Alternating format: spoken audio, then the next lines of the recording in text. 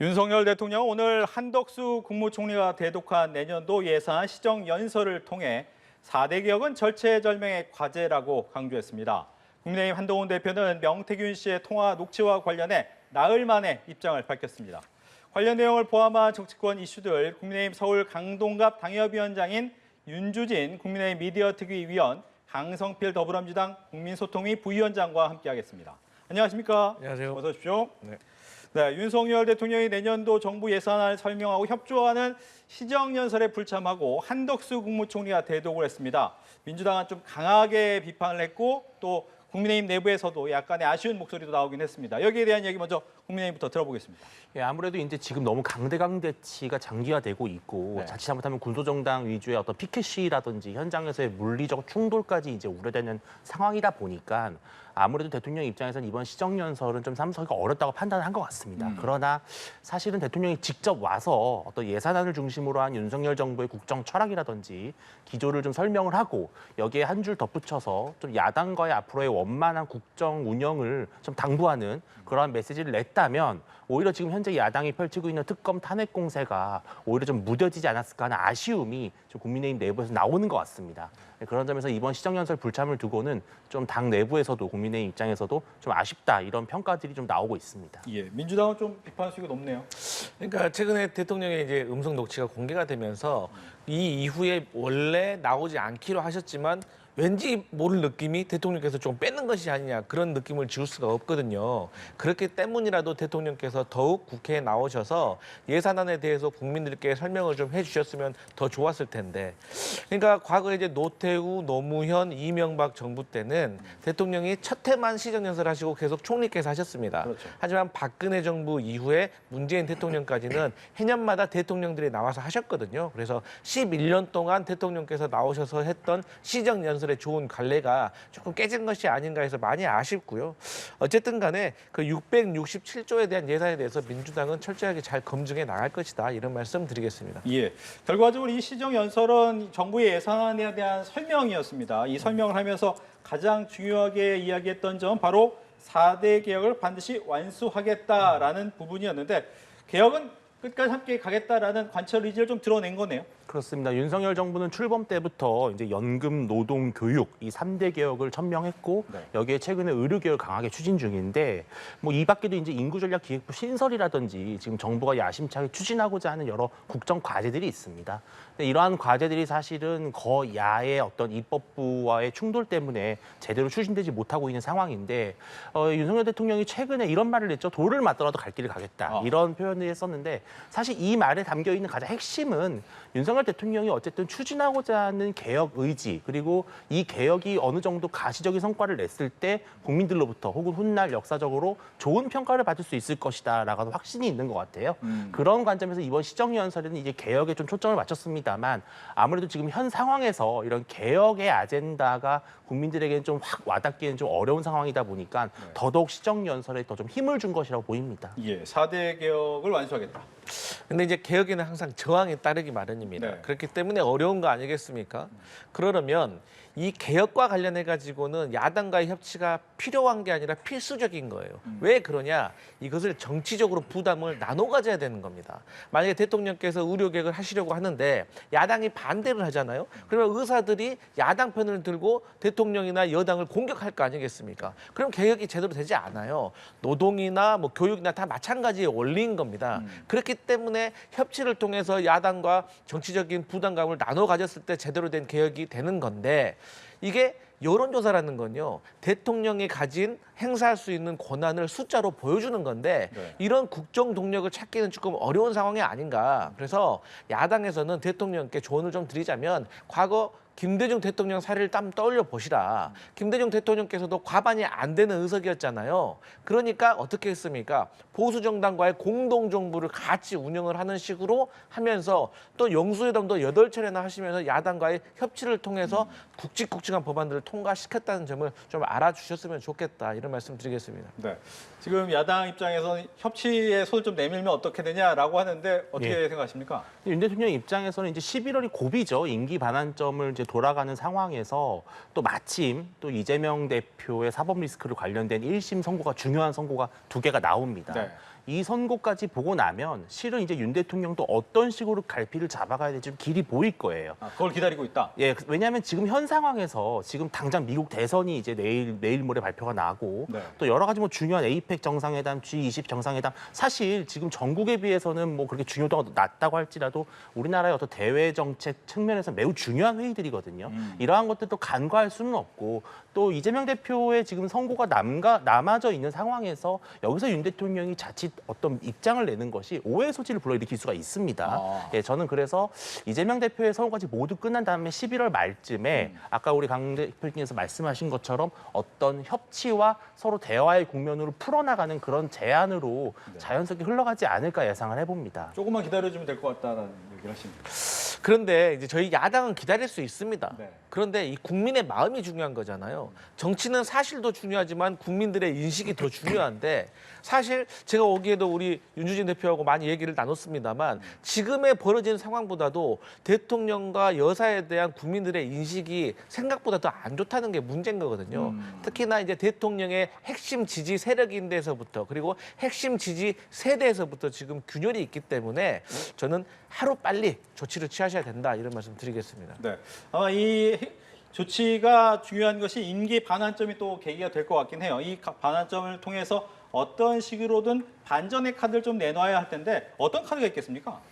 일단 기본적으로 윤 대통령이 현재 벌어지고 있는 여러 가지 뭐 명태균 씨와의 녹취 문제라든지요. 또 김건희 여사를 비롯한 비록 뭐 무혐의 처리를 했습니다만 사법적으로 논란이 됐던 사안들에 대해서 국민들에게 깊은 이해를 구하는 양해를 구하는 사과와 유감 표명은 불가피한 상황으로 보입니다. 근데 다만 그동안 대통령이 좀 간접 화법으로 뭐 박절하지 못했다라든지 이런 식의 표현을 써왔다면 이번에는 정말 확 고개를 숙여서 국민들에게 죄송하다라고 말하는 것이 맞고요.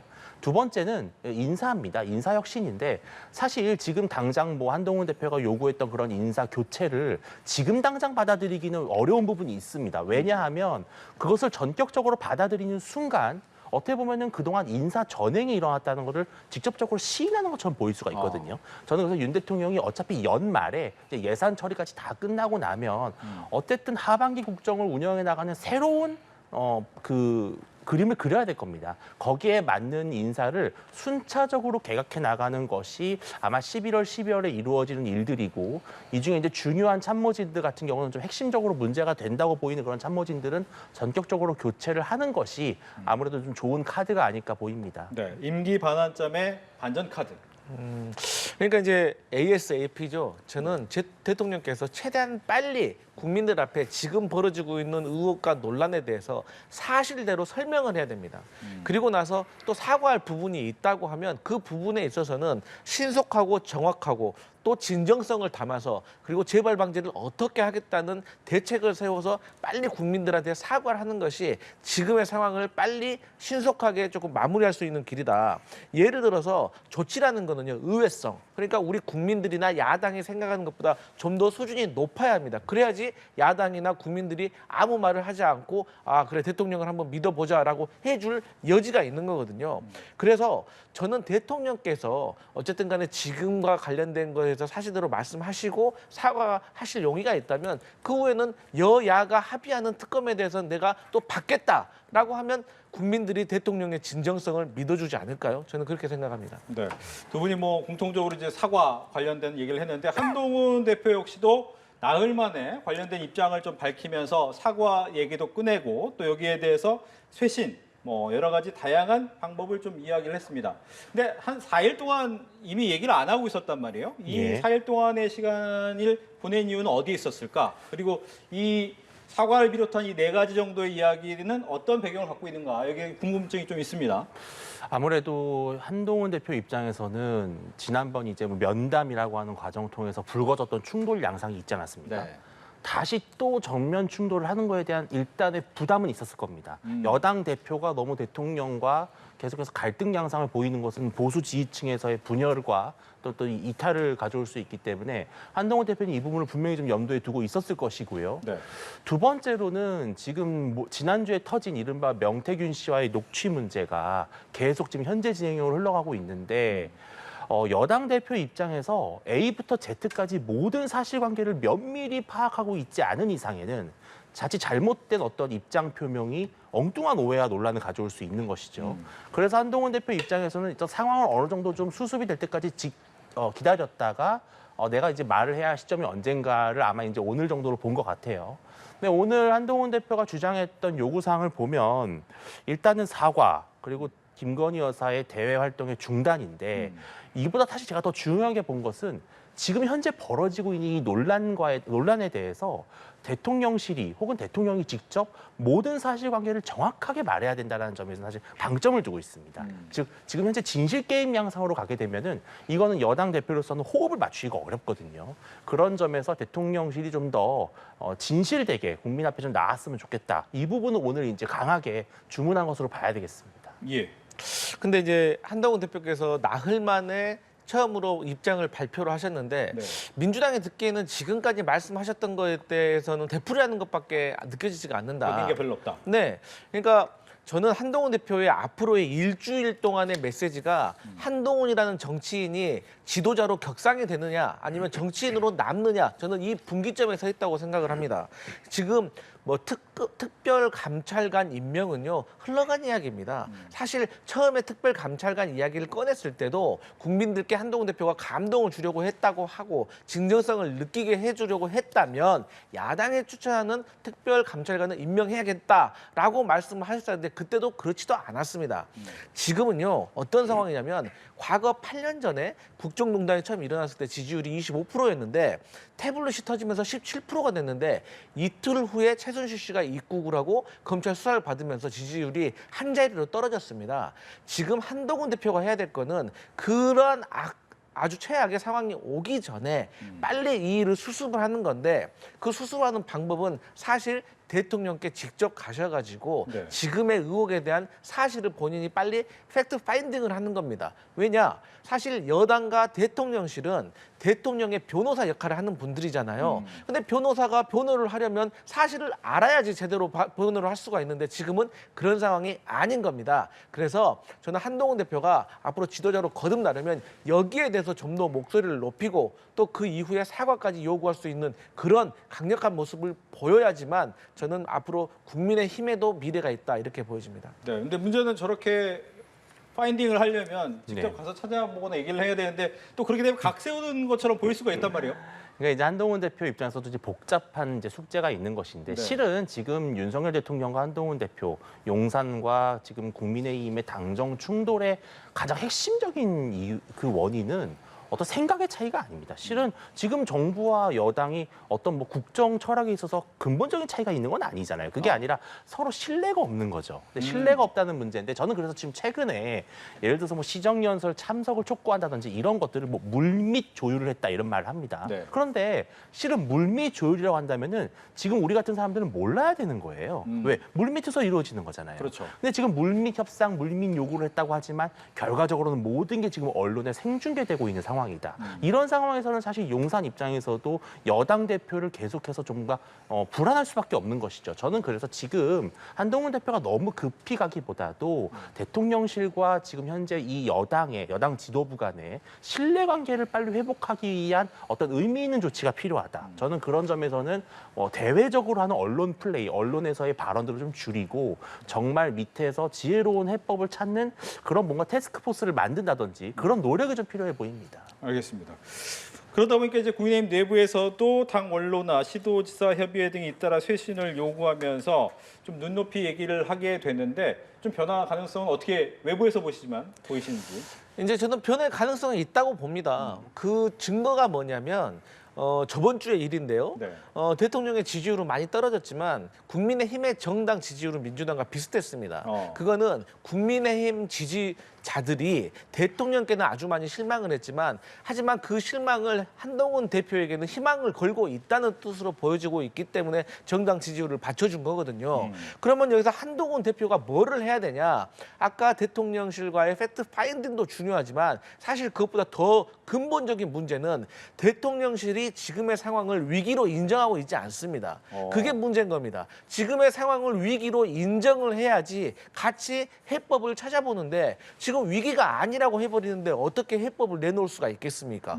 오히려 한동훈은 위기라고 하는데 대통령실은 너는 위기가 아닌데 왜 자꾸 위기를 조장하는 거야? 이런 분위기가 되기 때문에 화합도 되지 않고 삼자가 봤을 때는 답답한 거 아니겠습니까? 그래서 저는 대통령실이 얼마 전에도 국회 운영에 나와서 법적, 정치적, 상식적으로 지금 문제가 없다라고 얘기하고 있기 때문에 네. 저는 한동훈 대표가 이러한 대통령식의 위기에 대한 어떤 의식부터 조금 바꿔주는 그런 작업이 필요하지 않나 그렇게 생각해 봅니다. 즉 당내에서는 친한계와 원로계를 중심으로 약간의 변화의 목소리를 얘기를 하고 있는데 실제로 이런 분위기 반응이 있습니까? 충분히 지금 위기의식은 매우 팽배해 있고요. 뭐 대통령실이든 당이든 당 지도부든 어느 한쪽에만 책임이 있다 이런 건 아닌 것 같습니다. 뭐 좀 무책임해 보일 수 있지만 일종의 양비론을 좀 갖고 있는데요.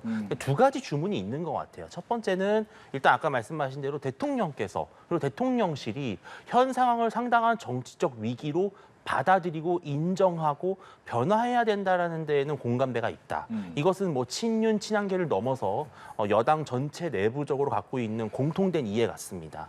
그런데 또 하나 두 번째 중요한 것은 네. 그렇다고 해서 지금 대통령실을 향해서 정당의 지도부가 여당의 지도부가 너무 공개적으로 날선 공방을 벌이는 것 또한 보수층에는 매우 큰 실망을 줄 것이다. 즉 아까도 말씀을 드렸지만 어떠한 요구를 하든 압박을 하든 그것이 공개적으로 이루어지지 않고 최대한 좀 이 안에서 집안 내부에서 해결됐으면 좋겠다. 이러한 좀 요구사항이 아무래도 중진들 사이에서는 좀 많지 않나 보입니다. 네.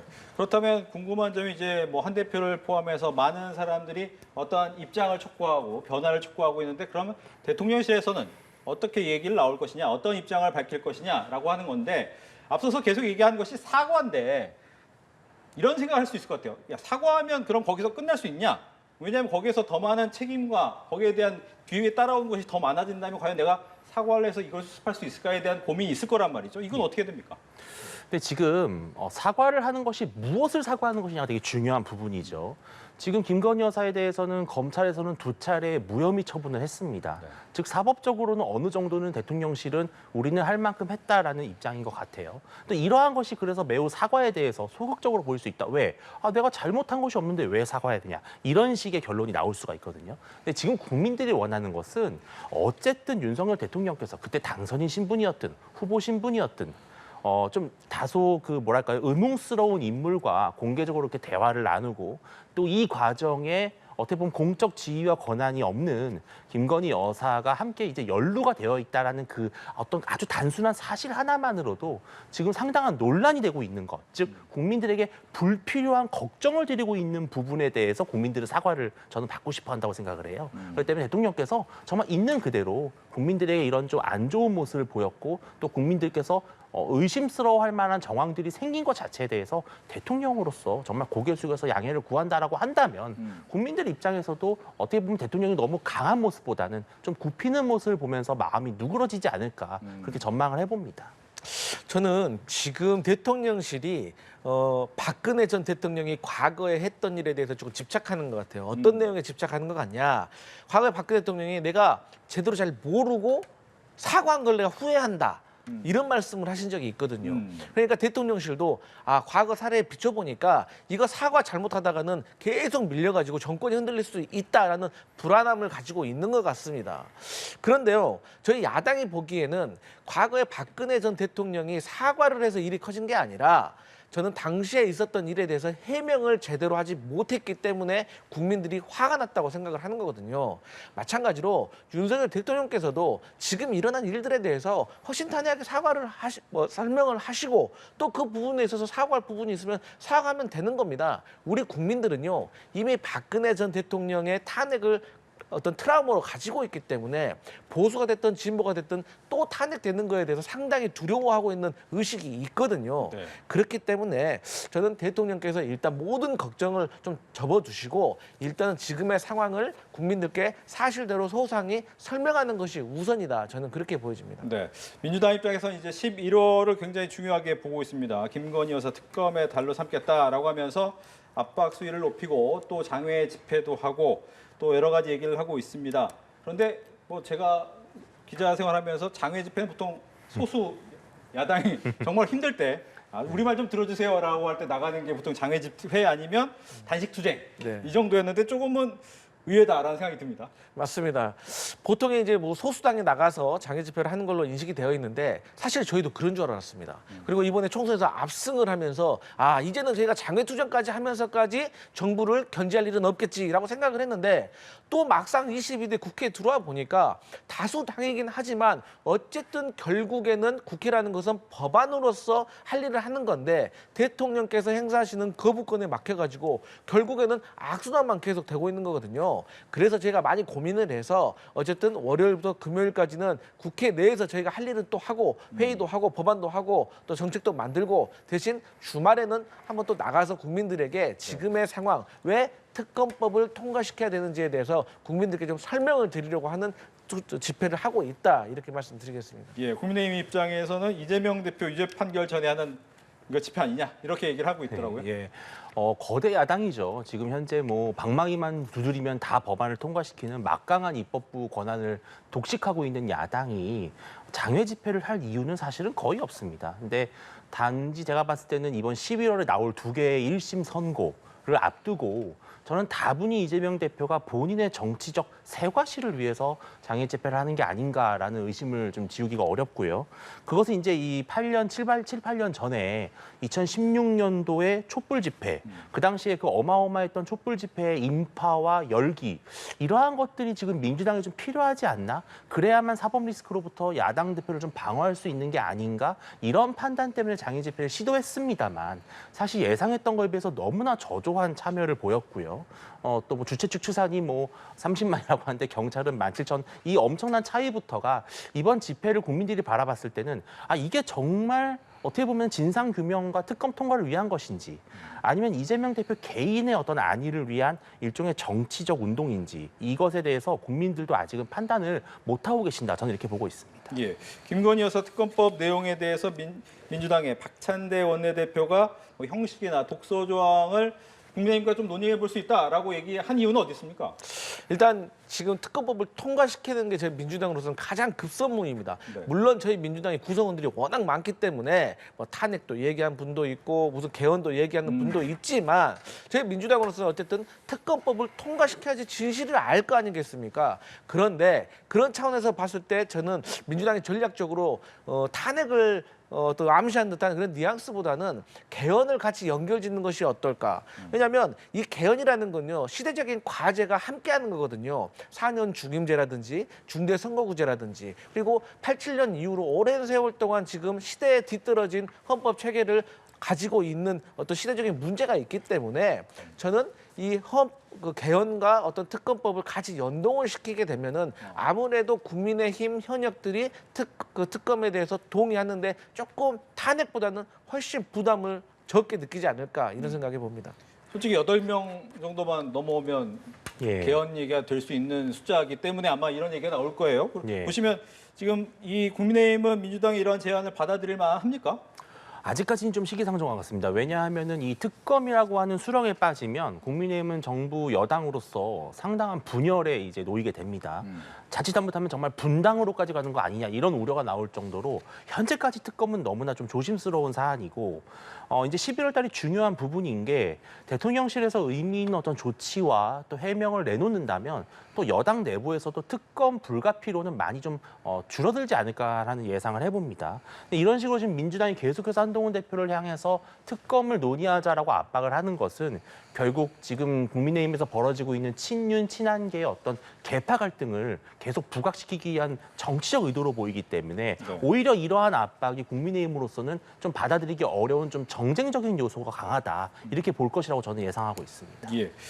이제 오늘 또 놀라운 것 중에 하나가 이제 금투세 폐지에 대해서 갑작스럽게 얘기가 나왔단 말이에요. 네. 아마 결과적으로는 이제 중도층의 마음을 좀 잡겠다라는 게 가장 큰 것 같긴 한데 네. 기존의 입장도 뒤집고 네. 뭐 조국혁신당 입장에서도 이거 잘못된 거 아니냐라고 네. 얘기가 나오고 민주당은 어떻게 생각하십니까? 일단 이재명 대표에서 결단을 내리신 겁니다. 왜냐하면 지금 세계의 주식시장은 상승 곡선이지만 대한민국의 주식시장은 조금 하락세에 있습니다. 네. 애초에 저희 민주당에서는 금투세와 관련해 가지고 취약점을 좀 보완하는 식으로 저희가 유예 내지 이렇게 금투세를 시행을 하려고 했었는데 지금 저희 주식시장이 가지고 있는 취약성과 위험성을 생각하면 이 보완을 하려고 하다가 자칫 주식시장이 더 침체가 될 수 있기 때문에 저희가 대승적인 차원에서 합의를 한 것이고요.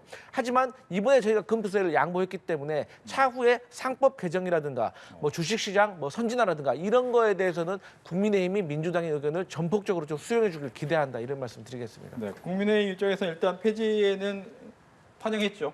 국민의힘이 주도했던 폐지론인데 이제 이재명 대표가 동의하는 모양새가 됐습니다. 이것은 어떻게 보면 좀 정치권에서 보여준 모처럼만의 좋은 모습이라고 보이고요. 또 개인적으로 저는 이재명 대표가 본인의 대권을 준비하는 과정에서 이 금투세를 어떤 몇 년도의 유예가 아니라 폐지라고 하는 이런 아픈 결정을 받아들이는 것은 어쨌든 국민들이 봤을 때는 좋게 평가할 거라고 봅니다. 알겠습니다. 이렇게 해서 윤주진 국민의힘 미디어특위위원, 김성필 더불어민주당 국민소통위원회 부위원장 두 분과 함께했습니다. 오늘 잘 들었습니다. 고맙습니다. 감사합니다.